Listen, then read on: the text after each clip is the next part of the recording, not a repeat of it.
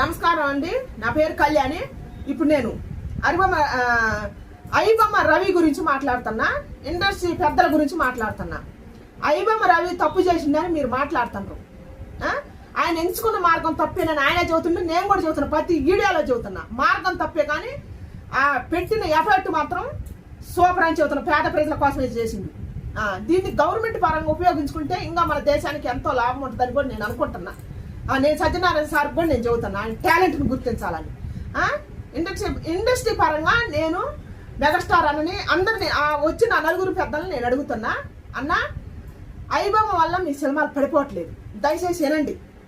Piracy వల్ల కాదు, ఎందుకంటే ఇప్పుడు సినిమాలలో పట్టు ఉంటుందా అర్థం చేసుకోండి. అప్పుడు సినిమాలలో పట్టుంది.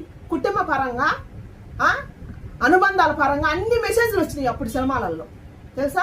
ఒక్క మెసేజ్ కాదు, ఒక తల్లిదండ్రులదే, ఒక తండ్రి బిడ్డలదే, ఒక అన్నల తమ్ముల అనుబంధమే, ఒక భార్యాభర్తల అనుబంధమే, ప్రతి ఒక్కటి సినిమాలో పెట్టారు. ఎందుకంటే దాన్ని చూసి చాలా వరకు నేర్చుకున్నారు. మంచి వచ్చింది, దాని నుంచి మెసేజ్ ప్రజలకు పోయింది. పాటలు కూడా ఆ రోజుల్లో రాసిన పాటలు ఎంత ఇప్పుడు కూడా ఇంటి చెవులు తీర్థం పోసుకున్నట్టే ఉంటుంది. మరి అప్పుడు హీరోలే కదా మీరు. ఇప్పుడు ఆడతలేదంటే లోపం ఎక్కడుందో చూసుకోరా? ఇప్పుడు ఏమన్నా సినిమాలు తిత్తి ఏమన్నా బాగున్నాయన్నా? ఒక్క కొట్టు తన్ను కొట్టను తప్ప. మీరే ఆలోచించుకోండి. మీరు రేట్లు పెంచారు, విపరీతమైన రేట్లు పెంచారు. అప్పుడు అంత బాగా ఆడిన సినిమాలకి ఎంత రేట్ లేదు. అప్పుడు కుటుంబ పరంగా వచ్చి చూసారు సినిమాలు.